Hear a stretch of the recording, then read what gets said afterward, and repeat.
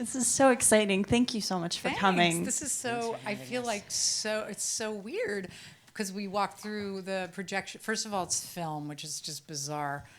I mean, there's a projector in there that was clicking, and so that's beautiful. And then I kind of peeked. I have not looked at the movie in 1,000 years.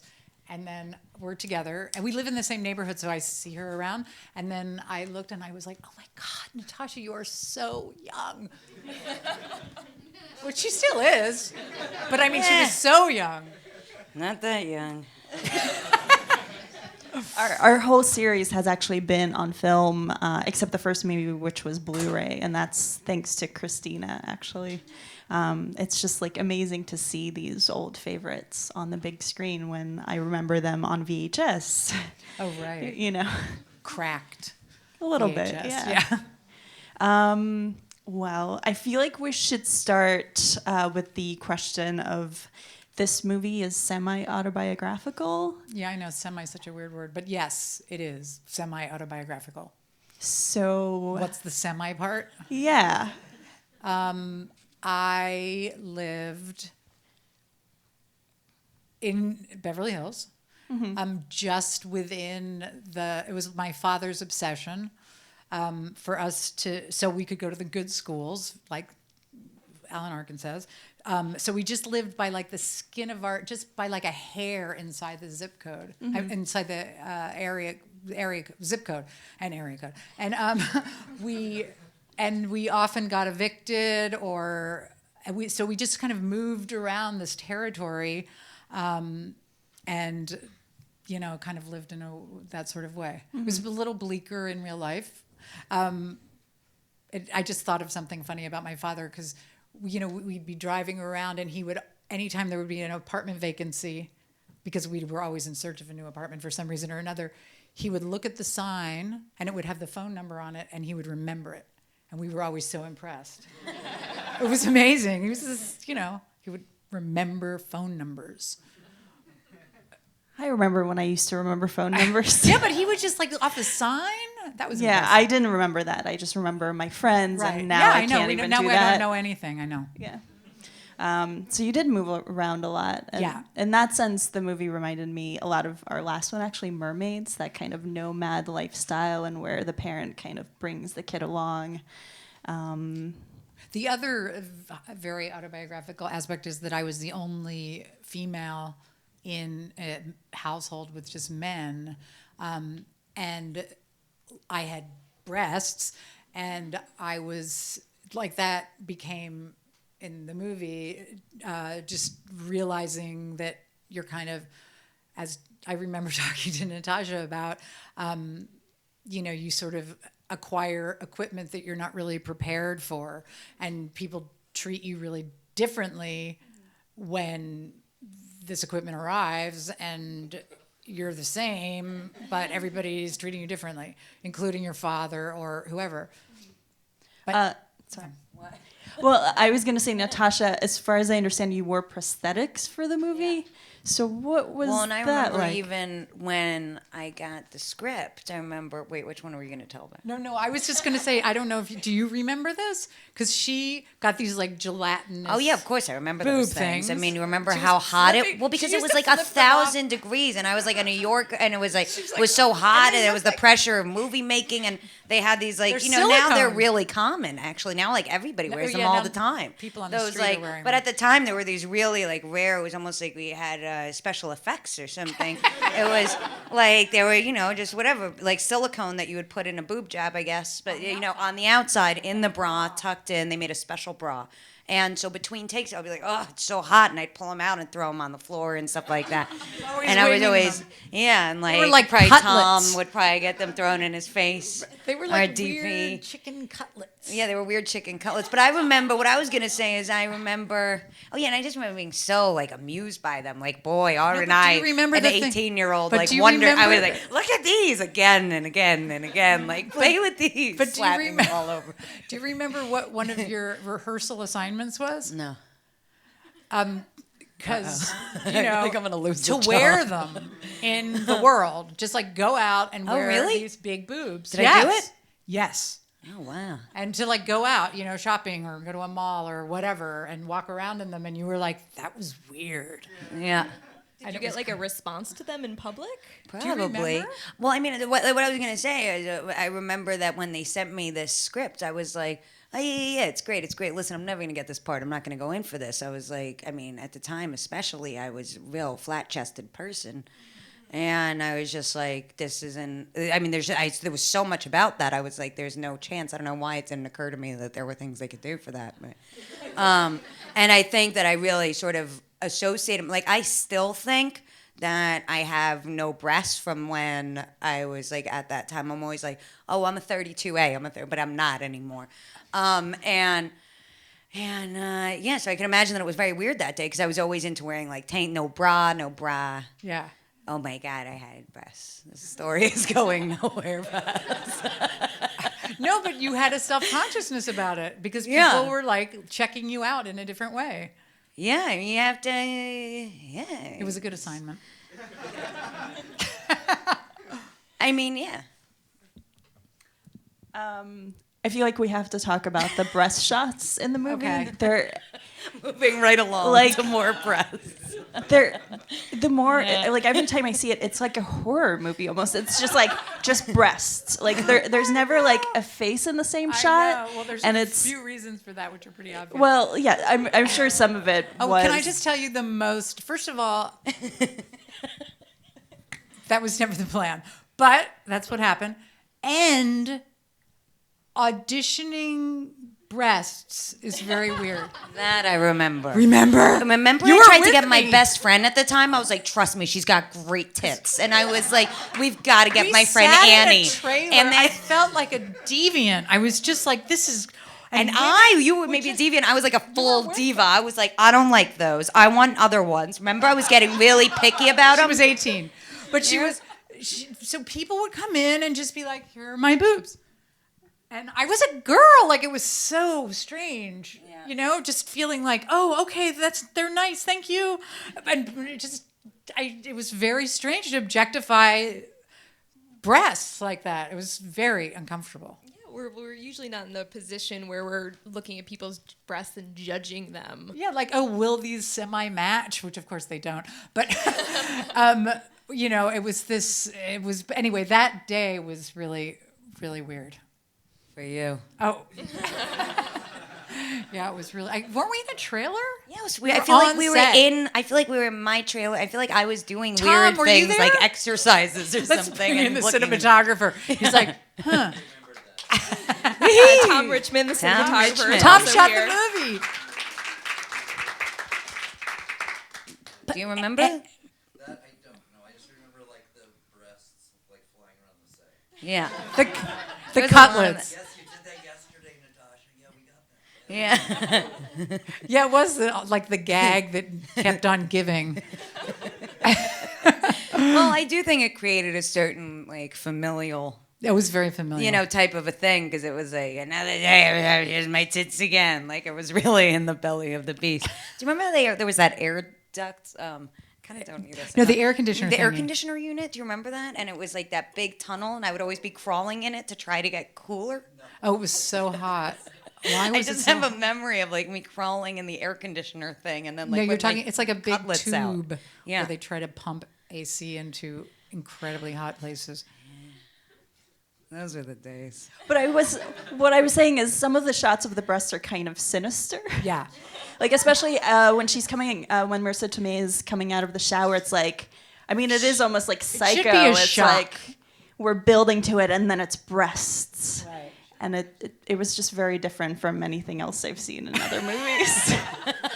I thought it was magic. That's so funny. I didn't rewatch the movie, but I do remember that. Well, first of all, obviously she wouldn't be nude, so that was a problem. And I'd never done anything like that. But I always knew that the impact was supposed to be what it would feel like. So even though I had to do fake boobs and stuff, I still wanted it to have that kind of startle of this totally uninhibited person, even though the actress was not doing that actually, because we had to use a body double. But anyway, that kind of the way that feels when you're, especially a younger person, where you're like, wow. Yeah, we're still in the stage where we're sort of afraid of our bodies. And Ksenia and I actually both saw Right this now? movie. No. When this movie came out, Did that end? When did that stop? I have no idea. Ksenia and I both saw this movie in theaters with our respective mothers when it came out. So we were definitely in the stage where this film was so impressionable. So I think all the feelings about like your body developing were very approached Fresh. in a way that felt very real. It was also the first movie that acknowledged the existence of sex toys for me and probably a lot of other young women. But I always appreciated how it wasn't shown in like a scary or taboo or like you shouldn't ever touch this way. It was shown in a very like inviting, like teenage girls should experiment and use it. Which they did. You were so good in that. Remember? I feel like that was just. Do you remember that? Like Natasha's orgasm day. Yeah. I remember the dance. Well, the dance, but I haven't seen it in a million years, but I do. It was very simple. It was basically, Didn't you guys buy me a vibrator and say use this or something? Or did somebody else get them? Well, we had a very old fashioned. It was a very old fashioned kind of vibrator that you like wouldn't. It was but I remember 1970s looking vibrator. Like it was like a banana in a banana box, and it was like. Are you sure it wasn't a banana? No, no, but I just remember that it was kind of like because I remember maybe it was because I'd gone to a Orthodox Jewish school growing up or something, but I'd never really experienced anything with a dildo, and I feel like that was homework or something. Was like you Here's use some this, breasts, I here's a wasn't a vibrator. virgin or anything, but I was like, oh yeah, I guess. No, I remember. No, don't you remember I just that? I had to do remember practice. working on the orgasm. Somebody just told me something so funny that when somebody was a young person in a movie trying to have their face and they pulled their toe. It's Brooke Shields with Franco Zeffirelli. Oh, the swimming. No, he twists her toe to give her off screen to give her Have an orgasm, and so she goes Oh, to make the believable face. and I was like, I did not do that to her. I was so well rehearsed. But wait, where she's passed away on her Blue but is In that Blue Lagoon? is it Blue Lagoon? Yeah. Which I never saw. So anyway, her orgasm is. Probably. No, she had somebody Multiples. pull her toe and twist it. That's. I do remember though. I can like still feel for some. I mean, that movie is like so current for me. I can still feel like the cold on my back from that when he's like cutting up my boobs. Even though it's a body double that he's drawing on, for some reason it was like I can in this instant remember how cold it was in that room and that it was like really dark. Like it was a scary like whole situation was very like vulnerable. It's just so weird. Like I can also feel like I remember like me doing push-ups, getting ready to like burst out the doors after to run out, and I remember doing like all these push-ups, and it was like I really like this movie is so vivid for me. Just all the little feelings of like each scene. I can almost. I mean that dildo dance. Remember was after that car accident that shut down production or whatever. And Tom remembers. And we had to like hike my nightgown all the way up. So I remember like it was like, damn it, kid, you gotta be funny and dance, even though so we can't shut down production anymore. And I remember really like dancing through the Do you pain. remember what we had to do costume continuity wise after that? Was like just hike everything up? No, because you were wearing that halter top. Yeah, and I had like a steering wheel scar that I still Imprinted have on here. her And I was like all chest. cut up all the way up here. It was such a nightmare, remember? Yes. And there we go. There's still resentment all these years later. PTSD kind of Q&A. What did we have to do Healing? continuity-wise?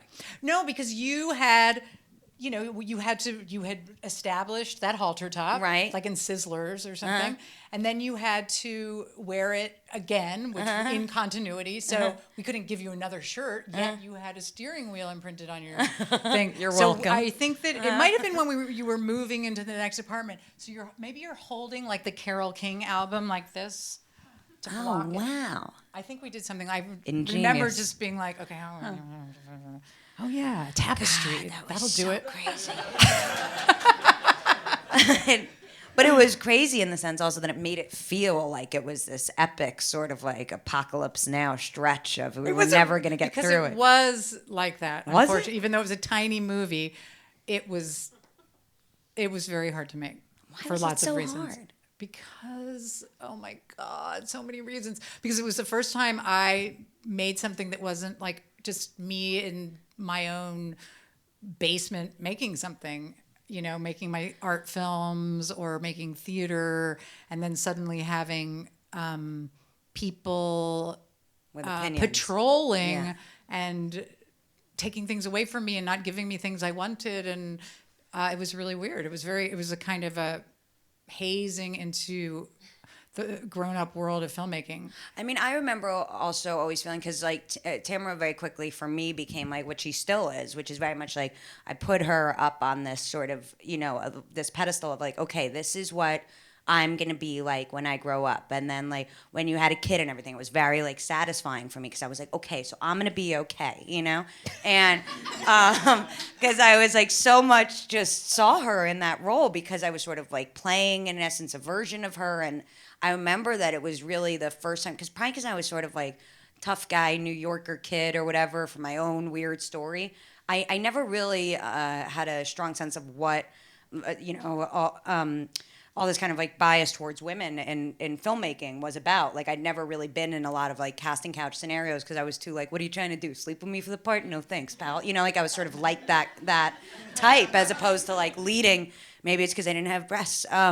But I remember sort of at this young age having you on a pedestal and seeing this kind of weird dynamics that I couldn't totally piece together, but that it just felt like there were situations where you were being almost I don't know, like persecuted in a way for being a woman, essentially, for being yourself. Because I remember you had like the hair and remember those little jean shorts and like it was just kind of like it was such a, it felt like there were battles I can happening give you over a nothing. really good example of something Yeah. that happened Tom knows what I mean, right? This is a weird. It was like not getting the right kind of respect of like Yeah, the it was filmmaker definitely not because pleasant you that know way. you looked a certain way and expressed yourself a certain way that was really dark and frustrating to process. Yeah, you know. And now I've seen so many shadows of that in like whatever, some like long sordid career. I've seen that in so many different ways in myself, or you know what I mean, just being a woman with an opinion and that kind of a thing, and like especially like big hair and you know personality, and it's kind of like whoa. You know, like men are just, I mean, it's just a specific business, I think, in a lot of ways. Anyway, sorry. I remember when we were trying to finish the movie, an executive, who will go unnamed,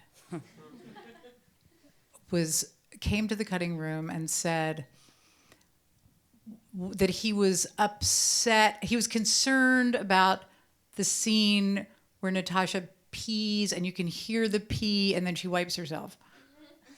And I was like, oh, and he said, and I'm not the only one. We took a poll in our office at the studio and a lot of people, and women too, they don't like it. And I was like, but she's peeing and wiping herself. Like, what else would she do? Yeah. He was just really freaked out by it. And he was really fixated on it. And just the fact that he was so, I mean, I was like, what? Why is that a problem? Didn't it happen again with the blood on the seat? Wasn't that another one? Oh, yeah. Then that was menstrual a big, thing. right? Like, it was like gynophobia world or something. And it was just like so ironic because like, you're choosing to make this movie. It was so weird.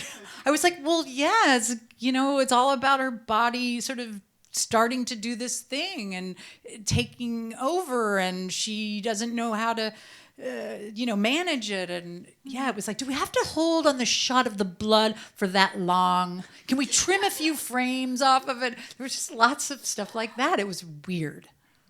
Were they afraid that it would resonate with young girls as real life?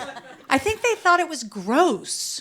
Just like, ew, like they were Like children. a vagina. Like vaggy, weird, I don't want to know. And like when you think about like girls now or That's what whatever. I was just thinking of. Is I was like, like, how I had much- like a little blood on a stupid thing, or she like pulls out like a Kotex pad, or like, it's, I don't know. I guess it was before its time, but How much of the movie do you feel like you got to like make? I Was don't it like know, what 70% or like? Um, I mean, just I'm thinking about like I just watched that Modern Romance, right? That Albert Brooks movie the other day, and then there was like I was watching it with some friends, and we're talking after the movie about like, oh yeah, I guess it wasn't a hit, which didn't really occur to me, because it's I don't know. In my time, it just very much feels like that's a hit.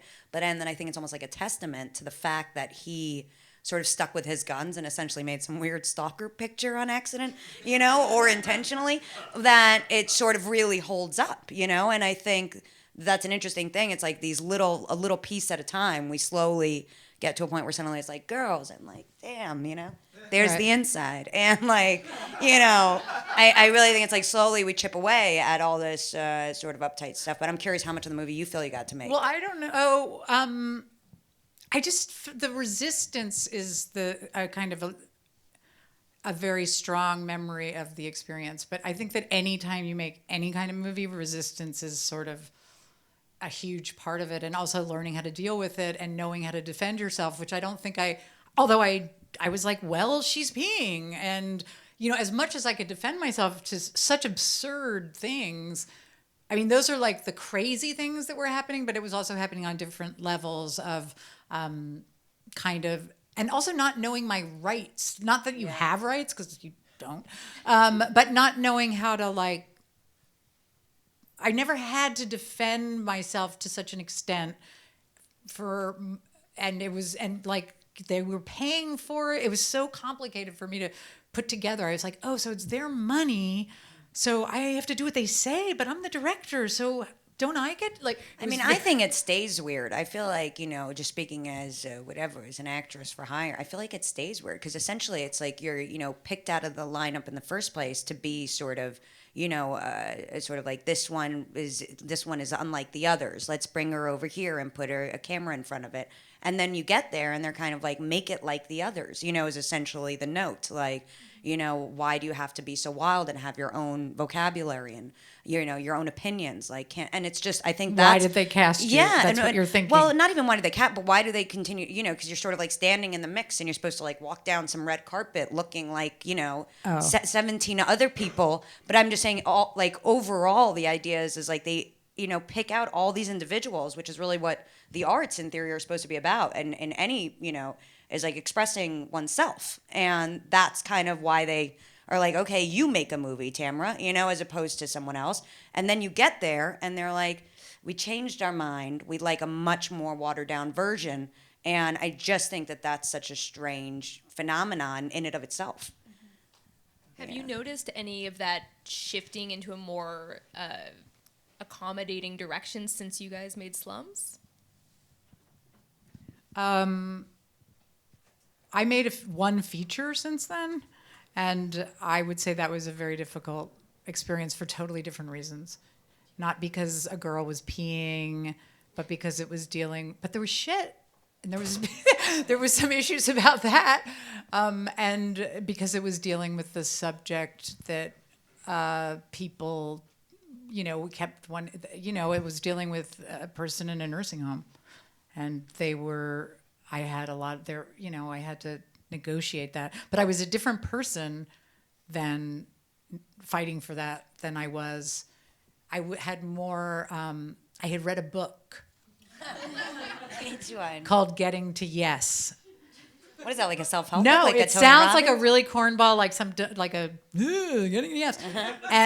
But what it really is this Harvard professor who recently died, who did like giant negotiations, like, Israel, Palestinian, like all this kind of moderation and negotiations. And he had very simple ways of having you defend yourself without, crying or fighting and I read it in this, like, you can ask my husband, I like read it and like absorbed it and then just did it like robotically. I don't even know, like it was like a superpower so when I was editing that film, I just used this technique, and sometimes I would check before I would have to talk to executives and just remember what Stanley Fisher, I think his name is Stanley Fisher.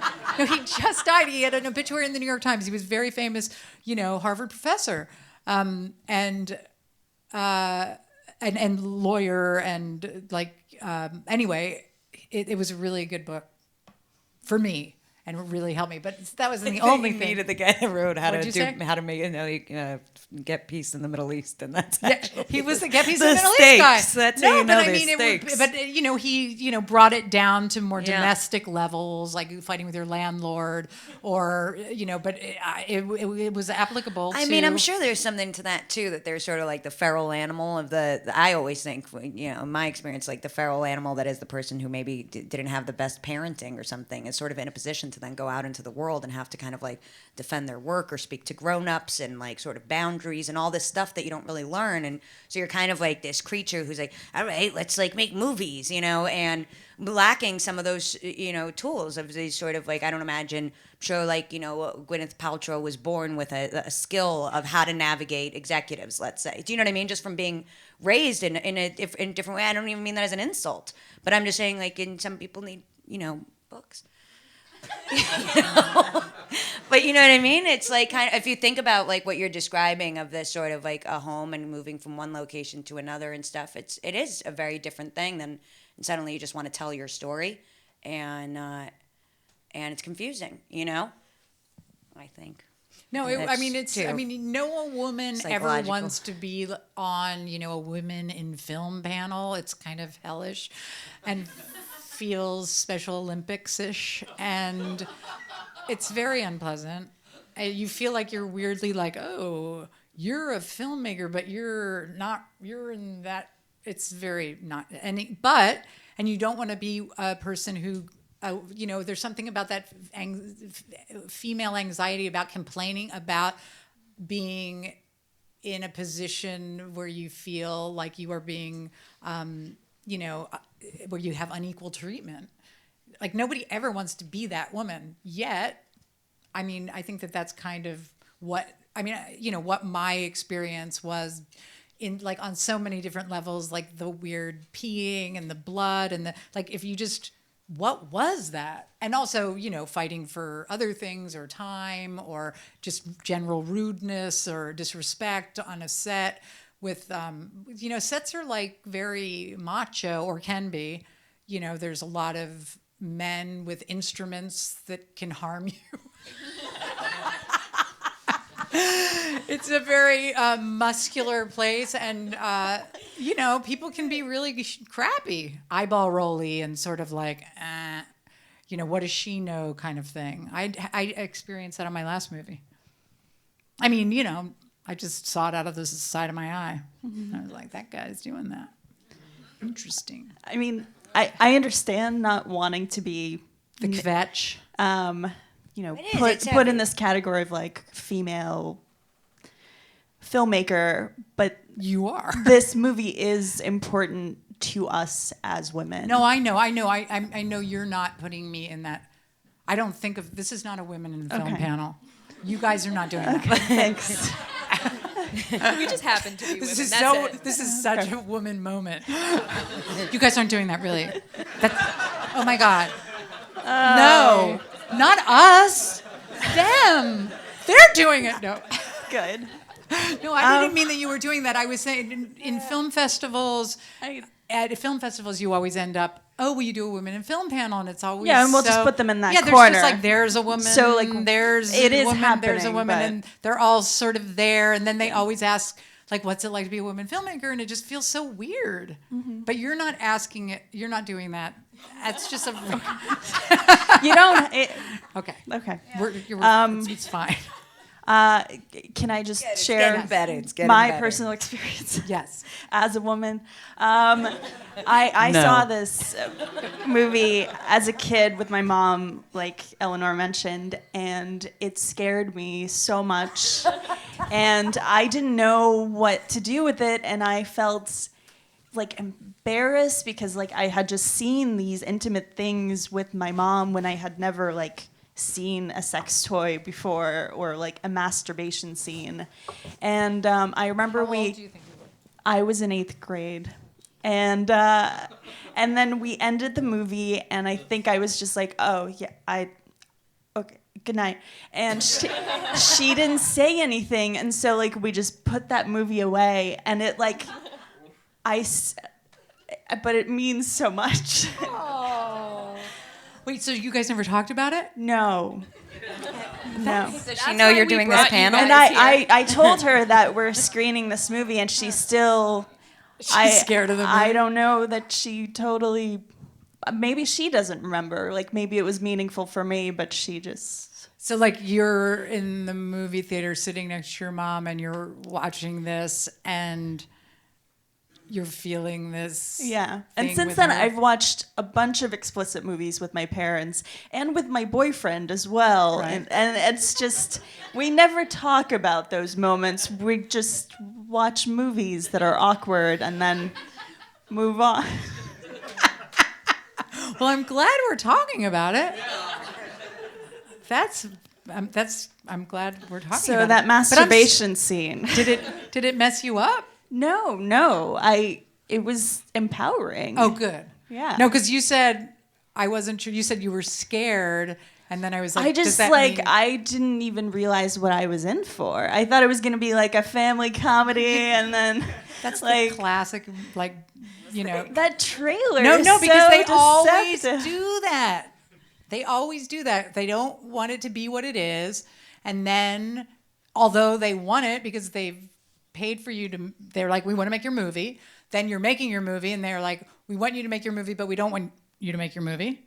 And then, so that you're dealing with this total dissonance. And then they market the movie like it isn't the movie it is. The whole thing is crazy. And then people go to the movie expecting it to be something, and then they're disappointed, or they go, oh my God, I can't believe my mother brought me here.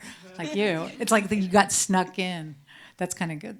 I mean, in a way, I Subversive. guess it was great that it was sort of, maybe marketed as a bit more of a. First of all, I do feel like weren't all the posters like suddenly like she's got breasts. I feel like Yeah, they weren't were very, like- she's like Vivian's just a regular girl except she just got breasts, and they were like, remember they were on all the trash cans in Venice. Oh my God, that was crazy. Yeah, and it was just like That was crazy because Yeah. you were living in Venice, and then it was like Natasha's face, kind of in a Andy Warhol but cheapo Yeah. version of like her like a a stencil? photograph that's been manipulated to look graphic, and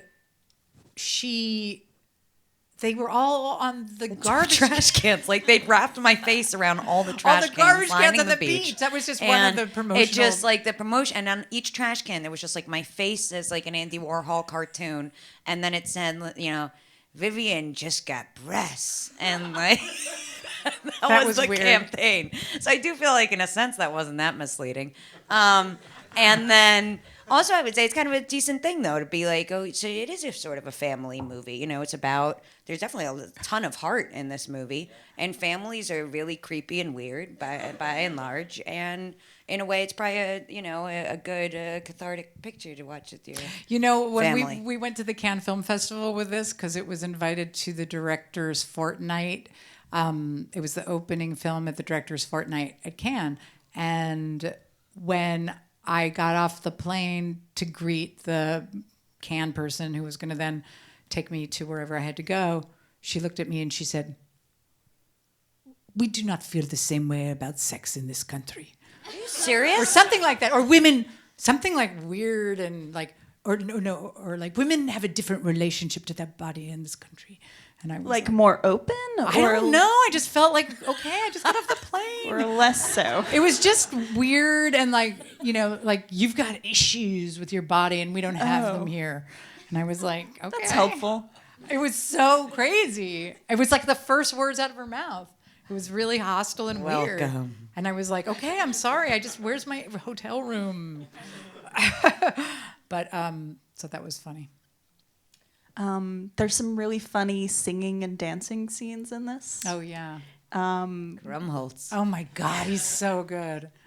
But also the vibrator scene, like even like the little scene. That's something that happens like also with executives, because like if you go to a test screening, then something gets the most laughs, which that did. They kept saying, "Can't we make it longer? Can you just keep that?" It's like if like the make whole that half the movie was movie, just yeah. a vibrator dance. Like, can we? So cut the P, but extend the vibrator. Like as long as you can. I think it could keep going. Like it's so crazy. Anyway, sorry. It was really, really good. It was just like, Marissa's really good. but also Natasha, like she starts out so awkward, and then it just She's, like like, swinging just it. opens up slowly, and it. Like really good moves. But even like the little scene That was a wild day. in the laundromat where she's just like, it's the morning after she masturbated, and she's just like feeling good, and she starts like Dancing around. dancing, and like I thought that was really great. Oh, good. An orgasm's a really nice thing.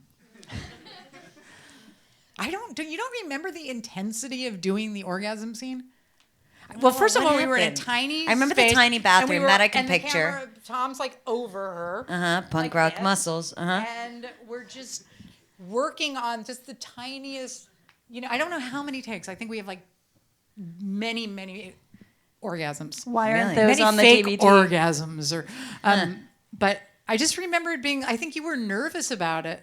Yeah. And I just remember I remember being really protective, and it being it was a very raucous kind of set, but everybody being really, really focused. And, she was like an 18-year-old, like having an orgasm on screen. I just remember it being a very significant day. What? Maybe I was drunk or something. That's why I remember. No. You don't remember probably because I think you were Maybe like, it I was think like post-traumatic stress yeah, disorder. I think just blocked because it was out. something that you were, I don't know. You just, I don't know why you blocked it out. I don't Or remember. It being Maybe difficult. I was self-conscious. Are those your feet, by the way? Are they my feet? Oh, the curl? Yeah. No, they're your feet. Oh, wow. Oh, do you think they were body? Oh, it might have been like a Are they? pickup shot. I could never. Are they, Tom? It's like are fake they, breasts, fake feet. Because I always feel like, are those my feet? Oh, and her toes curl? Like, Yeah. I know, it is. Yeah. Weird though, I don't remember either. Because I don't remember. They don't look like my feet. I mean, they look a little like my. I feel like they look like your feet. Only I think the we should director. inspect at It's the sort end. of like it's the yeah, it's like the Alfred Hitchcock. Only Pieces my of feet different can have an window. orgasm. Putting your feet in every movie. Yeah, I mean, I exactly. do remember that you were really. There was like so much direction. Like I think back to Well, 'cause it why was so this movie specific. held up in I mean, a way. those things. Yeah, but I mean, I guess I think like why this movie is like such a special place in my heart, and feels like it was so, like it was actually like I don't know that I was I really know one of did the reasons acting why. like that since I then, know you one of the reasons you felt that way, because remember one of the things was the accent. the thing, because she has this. She has a little of it now. This kind of like. She comes in and she's like Robert De Niro or something. She's like talking like this. And she's like, yeah, I could be Vivian. And blah, blah, blah. I was like, why are you talking like a gangster from a Martin Scorsese movie? And so we spent all this time like trying to Not my fault. de-gangster her voice. I remember talking to you about it. I was like, you have this armor in your voice that's protecting you. And it probably has served you very well. But you have to find the vulnerability, and it really worked.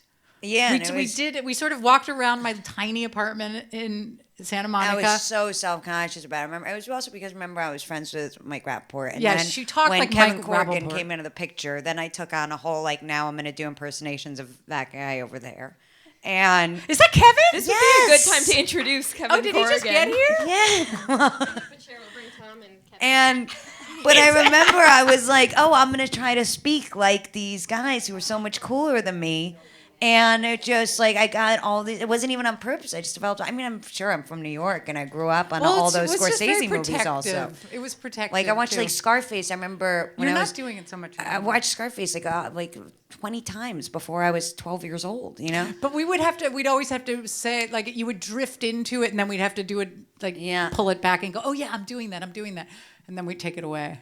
So now that you Is- guys are you mentioned guys it, coming can up we yet? invite Kevin Corrigan and Tom Richmond to Please join come us up. for a couple questions?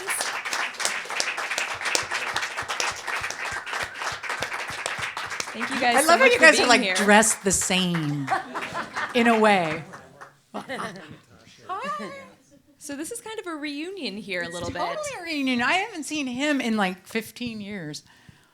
And I have seen you, but not for a really long time. Yeah. The last time was at, like, at MoMA or something, right? Yes. When you were in, what's his name? Bob Byington's movie. And then we all went out afterwards. And yeah. So when I came here, to do this, I was like, oh my God, is the panel going to be like post-traumatic stress syndrome? Because it was such a traumatic experience making the movie. I think it's because Do you guys were all remember- grown-ups. I don't remember, You don't remember like because that. you were running around and having fun and I getting remember in car I accidents. was like loving Tom. I was like, I love Kevin. I was like, oh, Tamara's I'm gonna be Tamara when I grow up. I was like having a very different experience. So speak to the trauma. You keep talking. Okay. Do you remember that though? Yeah. Do you remember being really tense and stressful? Do I remember Yeah. being tense? Uh-huh. Was I? No, you weren't tense. You were fantastic. Do I remember the project? set, yeah. Yeah, a little bit. There was some tension, yeah. Sure. Yeah, Because just- we had worked together on a much lower budget, kind of like a short. I stuck it in my bag. I don't know why. I was like, I'm putting that in my purse. Yeah, We made a film. Family Remains. Yeah. Is that the black and white film you showed me? Yes. That was brilliant. He's so good in it. It's super stylized and very different, and Kevin was in it, and that's when I fell in love with Kevin. But I probably had fallen in love with you in some other context, seeing you do stuff. I even fell in love with you in Goodfellas for 2 seconds, like making pasta. By the way, Stirring the sauce. stirring the sauce in a wheelchair. But anyway, we had done that together, and then I just think he's so great. He blushes like crazy. He's doing it right now.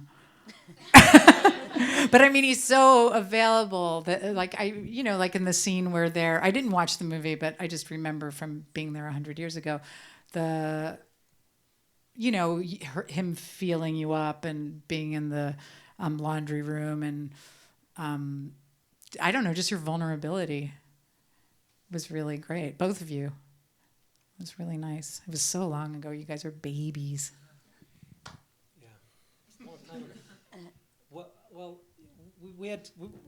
Natasha and I had this chemistry before we even met, because you were staying at Mike's place, and that's where I had spent 6 months of my life, just like less than a year earlier. So then we were talking on the phone before we even met, and I think like there was a clanking or some weird thing in the bathroom that I could hear over the phone. I was like, oh, didn't Mike get that fixed? So she was like, how do you know about it? So it Mike was Rappaport? Yeah. Actor, what's he most... Like Mighty Aphrodite and Beautiful Girls.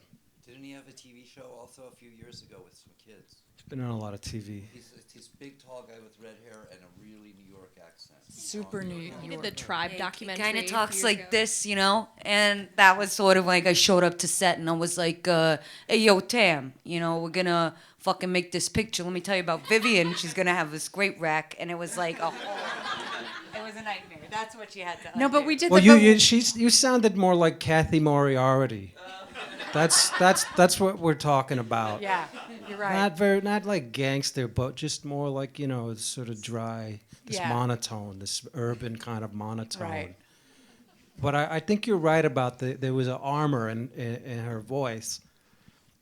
Yeah, I remember you pacing around my little apartment, and we kept talking about it. we were talking about how, some people protect their bodies or walk in a certain sort of way because they feel like it protects them, and then you have to kind of work on relaxing that. And that's the same thing with your voice. So you could be available with your emotions, and it really worked. Like I was like, bring it up an octave, and you were like, this is weird up here. Okay, I don't know, I'm gonna cry. Which is true. I mean, that is a real thing. It's kind of interesting. Yeah. I mean, no, it was definitely true. I remember it felt so vulnerable to do that. Right. It was so scary when you were asking me. I was like, and I was so defensive. Like, I'm not fucking doing that. So like, I don't even know what you're talking about. This is just how I talk. No, that's not true. She was really dedicated to trying to get rid of it. We called it peeling the onion. We kept talking about it. I was like, well, just one layer, just get rid of that. And she's such a great comedian, like a great physical comedian. And you were just a natural. She was what the character goes through is hard also. Right. So the experience that she went through as a real person, and the parallel between the two experiences is just pretty heavy. Right. And also going from the short film to the feature, I remember feeling like it was a real tremendous step up, from the structure of the project and just the whole vibe, and how there was just so much more at stake. Not only in the story you were trying to tell, but in the way that the thing was getting made, and it seems so. Like the scene in the convertible, I didn't watch it either, but like it was like it was night. We were naked. That's the one I was just thinking about. Do you remember how crazy that was? And we were in those weird suits or something, and it was like we were so like scared for some reason. Why were we so scared? The camera was so far away. We were naked. It was L.A. It was night. It was cold, and it went on forever. But I remember having to prove to you that we were not going to see your body, but we were just going to see the slice of you, and I remember me and the producer Stan taking off I have a photograph of it. You took the picture. You took a picture of it where I took off my clothes with Stan, the gay producer, and the weird girl director, and we got on the ground and we got naked and laid there, and I said, see, you can't see anything, right? Like, you can't see my breasts, right? You just see the flank. And I remember just having to, she was like, wait a minute, I mean, looking back, really, I should have been doing that a lot more. Like, if I could have known now what I know then, I would have spent the whole movie with no clothes on. So it's interesting. Sorry? That actually wouldn't have worked because of the. Okay. With like a photograph and tape. Sorry. Oh, I just think it's interesting that, having not seen the movie for so long, is it weird to think back on, or have there been, reasons why you haven't wanted to revisit, this movie you made, I don't know, 15 years ago? Is it weird to go back and watch stuff it's that really you did hard many to years watch ago? things that you make, period, I think. I mean, because you spend so much time with it and then you have to put it away. And I don't know if, do people watch their movies that they made a lot? I don't know. I find it really hard. I mean, you just see your mistakes, and like, then you also can relive like the trauma of the day. It's not an easy thing to do. I mean, I probably, it depends what kind of, because she said, oh, should we get there early and we'll watch the movie? And I was like, I'm not watching the movie. And I mean, and I just have to say, like, again, I mean, I totally have such the opposite experience of it that I think also then, because obviously I had, all my shenanigans and with the drugs and et cetera. And I feel like the three of you were such specific, sort of like touchstones of like people that were really like, get it together, don't die or whatever, and like, this is like it was such a huge movie for me. And just in terms of like specifically like the three of you and those relationships. Like, I mean, I've been in touch with you guys for the past, whatever it is now, like 15 years. And I think it was like, for me, a very like, I guess perhaps I just hadn't worked enough. I hadn't lived enough. And She was like a kid. my family was like such a bad scene that it really felt like I had this whole surrogate family. I was like in love with Alan Arkin. Like if he could just be my dad. And like, you know, when I see Marissa, I still get intimidated. Like she's, you know, like the age gap is smaller now that we're older, but I still get that intimidated feeling around her of like, she's like so much older, like smarter than me. She's like prettier. And like I like look up to her in this way. And I just was like such an. This movie has such a special place for me in a way that, like most movies I don't even watch because they're, you know, weird me out. I just see them as like. So anyway, that's it. Well, it's an autobiographical film, and it also touches on your autobiography too. You know, it's just so personal. And then the other stuff, like the Carl Reiner, Rita Moreno, the Jessica Walter, like all that other stuff, I feel like it was really pretty wild. Can you talk about working with Jessica Walter, please? Oh, she was amazing. She was just like perfect. Being here listening to this and being here with Tamara and listening to all this stuff and with the reference to girls and everything, Tamara Jenkins is a rock star. And she started something, she got stuff going, and all that stuff that, I remember it now, and I remember like the stress was high. I was like established sort of, but people, like she was talking about the studio and all that, I felt people on every direction, and Tamara and I were trying to be like, we can hold the fort or something, but we had completely different forts we were trying to hold. But anyway, the Jessica Walter, the thing that, for me, that I was a smoker, and I still smoke, but when she has this scene where she has like the longest fingernails ever in history, and she's supposed to smoke, and Jessica Walter, in that movie, she says, "Oh, no problem. I can still have my cigarettes or whatever." Right. But when I saw her really, without any like, how am I supposed to do this with these? She was like, and I'm like, that is a professional, that's an actress. That's my idea of an actress. Did you mean for like it was very homoerotic, that like scene with the brothers? Like were you just trying to cover up exposition with like naked boys, or was there something more there? Oh no, I didn't think it as homoerotic. I thought of it as family erotic. I get that. It was just like a lot of like little boy penis on the screen. It was just a little. I felt like that was a lot of growing up with a lot of brothers. I mean, just sort of like and maybe also, you know, what I was saying about being a girl with lots of boys, and I don't know, there was just like the land of jockey underwear, and it was a different era where people wore, I mean, everybody wears boxers now, but everything was very, I mean, I didn't mean it in an exploitive way. I felt that I feel like it's whatever, family erotic. Totally. In that kind of way.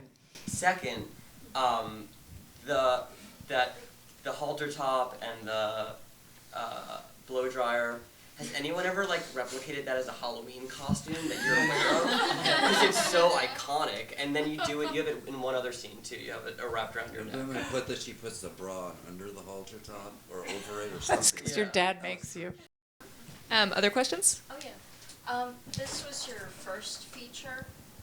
You have such an amazing cast, like all of the little, you know, bit parts, the people, Rita Moreno and Carl Reiner, and, you know, it's just like an amazing cast. How did you get all those people? Did you just have a great casting director? I did have a great casting director. It's like star-studded. I know, and also just kind of like old greats, like Carl Reiner. That was like, I couldn't even believe it. And also them together. Yeah, Sheila Jaffe was the casting director. But I mean, she got them all? Yeah, I mean, you know, they like the script. Oh, it works with, you know, there's lots of things that come into play with somebody doing it. But then it's like, you know, I'm sure Carl read it and he was like, oh, I get to work with Alan. They worked together before. They also have a very crazy old history with the Russians are coming. Yeah. And wait, wasn't it? Remember they used to do that, all the like Mel Brooks stuff they would do in the trailer together, the two of them? Oh, those guys were amazing. But they sat, the three of those guys at that table, Rita Moreno and Carl Reiner and Alan Arkin, So they do the scene, and then the real scene would start in between takes, which is them just talking about the old days, and they were really pretty intense. I kind of wish we could have just taped it or something. This interview with these guys, this kind of casual talking about stuff that. But I remember Carl Reiner showing up on the set and just saying, "How is Alan behaving?" And I was like, we didn't get into it, but it was an interesting question. I guess they had some behavior past thing. You had a question? Yeah, so your scripts are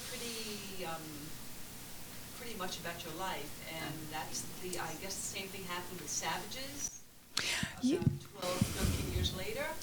And was it easy to get the script to Laura Linney and Philip Seymour Hoffman? Was it kind of the same process? I mean, you seem to be incredibly lucky. This first movie you make, you get all these wonderful actors, and Right. the same thing happened. Well, I mean, in the case of the Savages, Phil really liked the script, and I was lucky that he liked it, and so did Laura. So those were, I mean, it wasn't like a magic trick or something. They wanted to do the script. I mean, it was all about the script. So that was nice. How about in the green sweater? I believe I read that you worked on this script at Sundance and the Savages at the Artist Colony. I did, yeah. I wrote the beginning kind of like thrust of work on the Savages was at Yaddo. Well, Sundance is entirely different, and it's amazing, and the Sundance Institute was like the best thing that ever happened to me.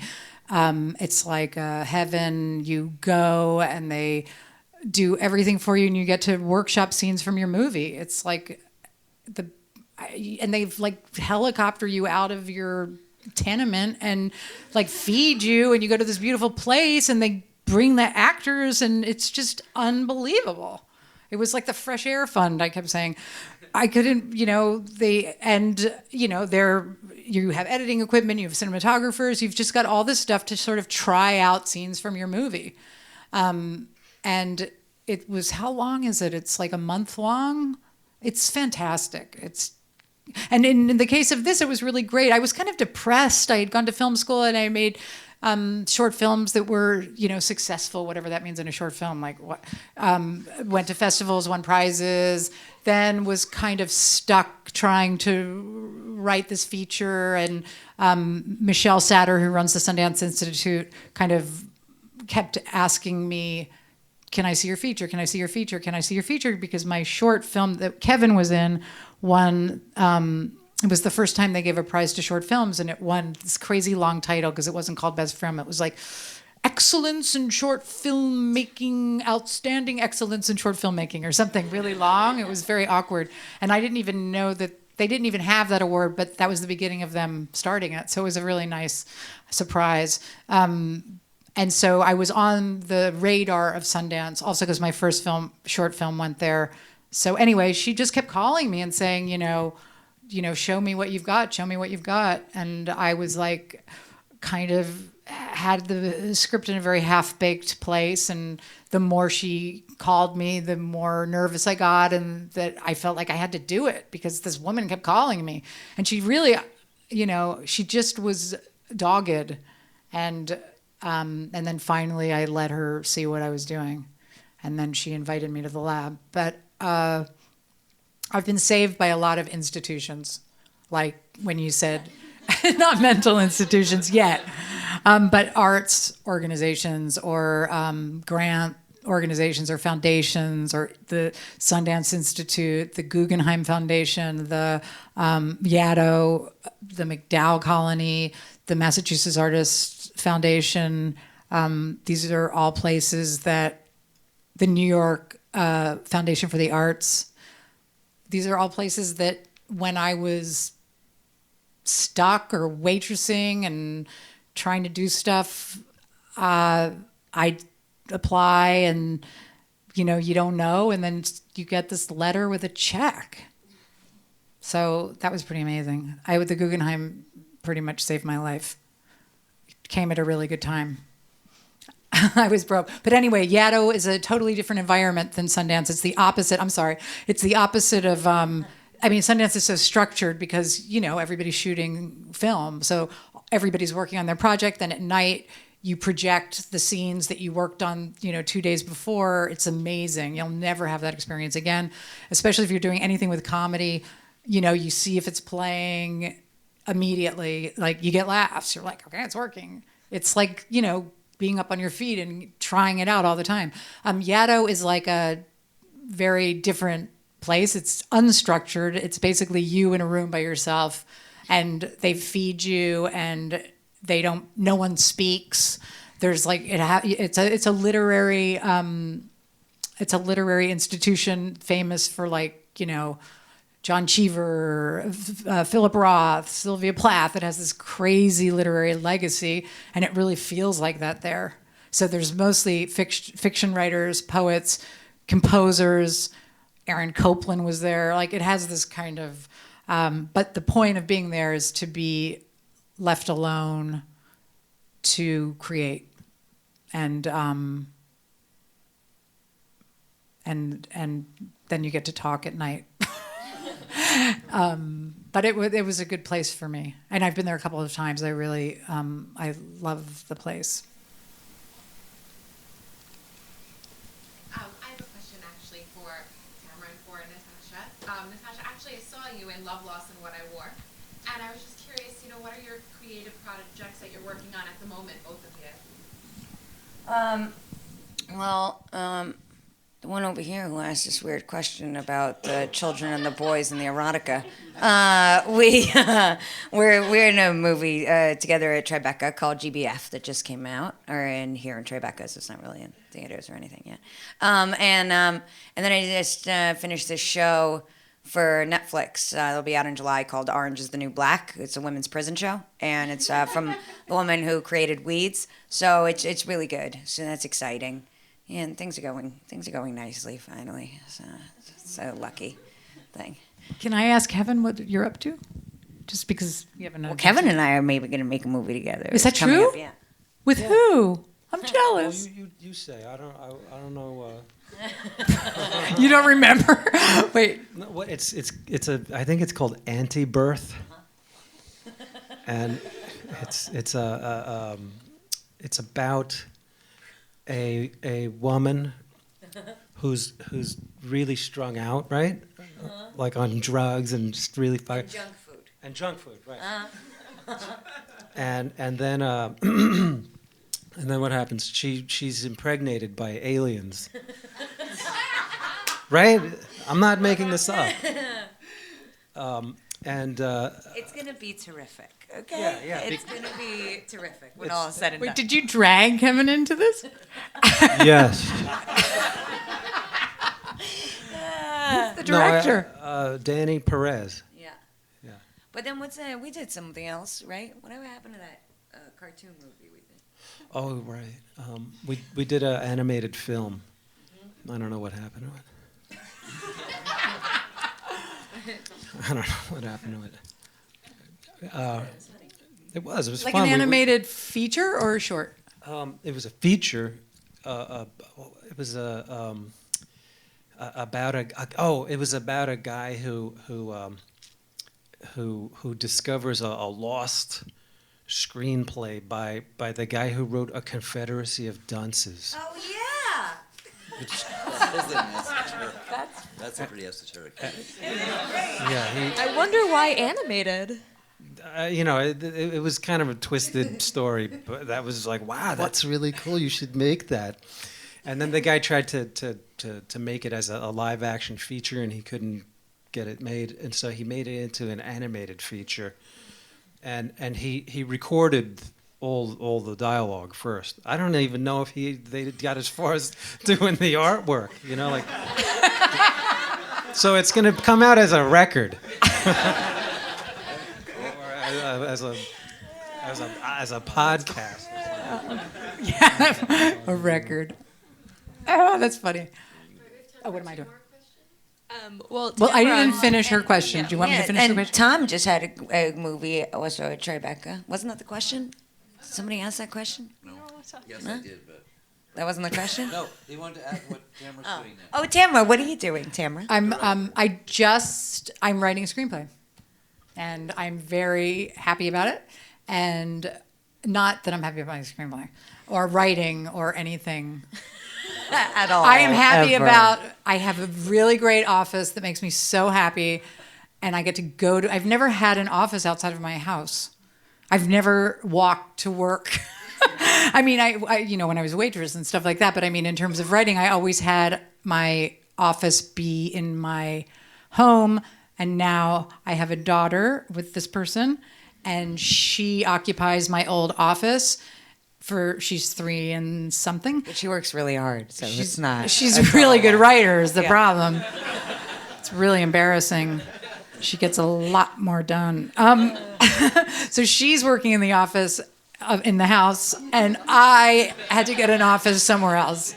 So, and it took me a really long time to find the office, and then it's just the greatest place, and I love being there, and I'm writing, and it has a title, but I won't tell you what it is. And I don't know. It's like, I'm in it. I don't know what it is, but I'm in it.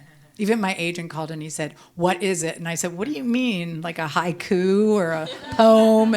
And then he said, "Is it TV?" And I was like, "I don't know. It's not done. I don't think so." And he was like, "Everybody wants you to make TV now because they think cinema is too hard to make." He was kind of teasing. Like the way we're all looking at Kevin. I don't as though know. He's the But it was executive like, what are you in charge. making? Like And you're then- Lou Wasserman. We're all like, all right, great job. Anyway, Thanks a lot, Lou. any other questions? Oh, so will you tell us about your movie? Okay. Yes. I'm still like I only saw the very, very last shot of this movie, and I think it's so cool that all you guys came to see a projected film of something that there's nothing anybody said here that that I disagree with. And it was like a stressful movie. The things that people haven't talked about is how like when we were making it, like I was in it and I was under as much pressure, not as different pressure than you. You were under the same pressure as me plus. But my pressure was, it's actors, good actors, and it's got to be funny. And if they're tired, and if there isn't enough time for them to get the third take because they bumbled something, that's was the kind of anyway. Regardless of that, which I felt continuously, I would laughed more during that film, like when some of those scenes happen. And now you can read it 10 times, and then you see these really good actors, like the stuff at the dinner table with Alan Arkin and I forgot her name again. Marissa? Oh, you mean just that was the big Rita scene. Moreno. Yes, that scene was hell. That's like the dinner table scene. It's like the hell of filmmaking is dinner table Even scenes. though it's so prosaic, you're like, why should this be hard? But it is. Yeah.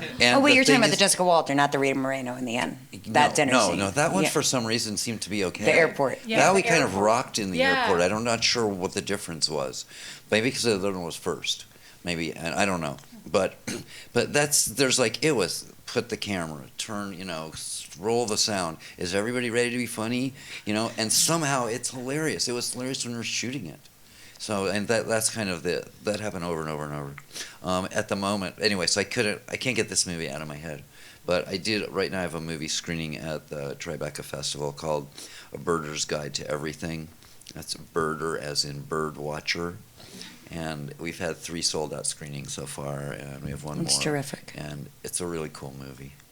So I'm doing that. And then I shot another feature that was at South by Southwest called Burma, and it did real good there. And they're both very small budget films. And How small? Well, Burma was $250,000, and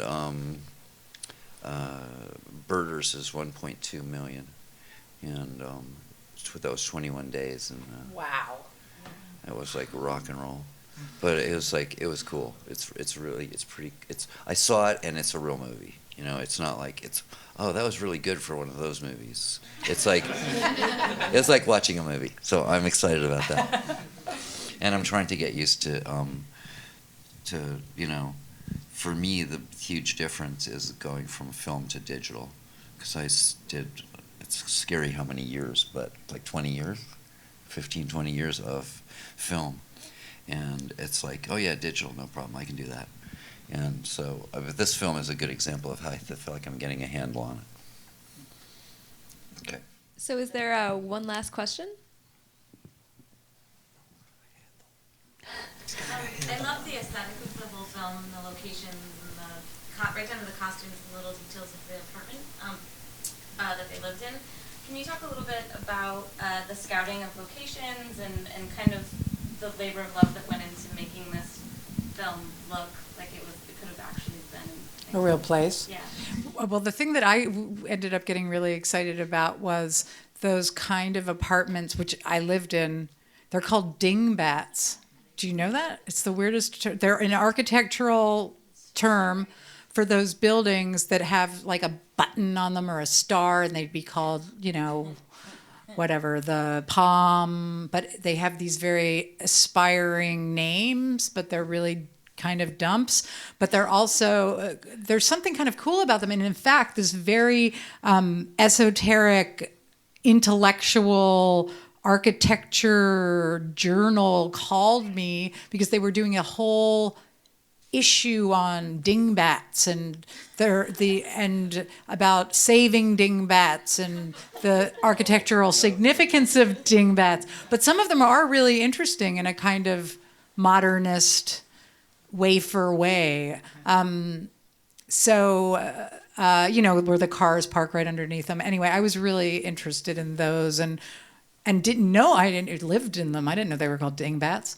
And I don't know, that kind of carpeting and those sort of, it was something that I was really familiar with, that interiors of those kind of places and the sort of different levels of like what's fancy within like really a low, thing. I remember you had that huge book of all the sort of 70s stuff that you gave us with like filled with like all the music to listen to and because what you to were be so young. reading, and I know what the 70s were. But like also I feel like there were all these pictures in there of everything was very specific. Right. Yeah, I could talk about this too. Jerry, you want to keep going? No. So hold on, now I froze. I know what it was. It was like if you were like house hunting and you went to like 20 of these places, you would go, do you have anything else besides these kind of places? But what Tamara had in her head was 3 different places that the differences are like, they were like, yeah. And it was really important that we find these places that had these weird little differences. I just remember like, and they go like, this is it, this is like the palace. And I'm like, yeah, that's okay, yeah. It's like, from this angle, maybe we can, I don't know. Oh, the fancy building. Yeah, I was like, this is like so fancy. I mean, compared, like, in my mind, yeah. But that was our world of the movie. That's the scale. The scale was a different kind of scale. So it had to be up a notch of economic aspiration, like, ooh, that's so much, wow, we're rich. But you're not. But I loved getting into into her reality of I love photography, like, and filmmaking started out for me as like a way to just help make a little money at an obsession in a way. It was really hard to learn to be a film cameraman, but I love to take pictures. And when Tamara came along with this palette, that was one of the lost not geographies, what's it, just like, it's like these things are everywhere in LA. I'm from New York, and you go to LA, and there's this stuff that everybody looks past. And Tamara said, that, and we're not going through this neighborhood, this is the neighborhood, And it was like, I'm like, ooh, like flat surfaces and like, you know, just like it was rectangles, and it was like everybody, you know, I have to learn how to light people. I have to learn how to light dark people and people with like tall, shiny faces and da da da. And I'm like, that's really hard. Give me cars and things and you know, houses and buildings and palm trees. And it was like, it was kind of heaven. It was still super hard, but at the same time, I always have these like great memories of going, look at this, and we'd be like, look at this street, you know, and it's like the most mundane thing you've ever seen, but celebrating the mundane, I guess, is like was part of my job on this film, like getting into those kids' heads. Or I was my interpreter. You let me. I mean, you would have told me to stop if I was doing it wrong, but I felt like I am imagining. You know, my simple fascination with very simple visual things. And that's what I felt really good, being your eyes in that respect. And so when we got to things like the fancy apartment, it was like, I'm gonna get this somehow. It's gonna be the fancy apartment. You know? So I think that's all the time we have for. But thank you guys so much for being here. you. It was so wonderful to hear from you Thank you. all. Thank you to Tom Richmond, Tamara Jenkins, Natasha Lyonne, and Kevin Corrigan. And to Christina for putting this on. Thank you. Thank you, Christina. Thanks for coming. Thank you guys all for coming. Thank you.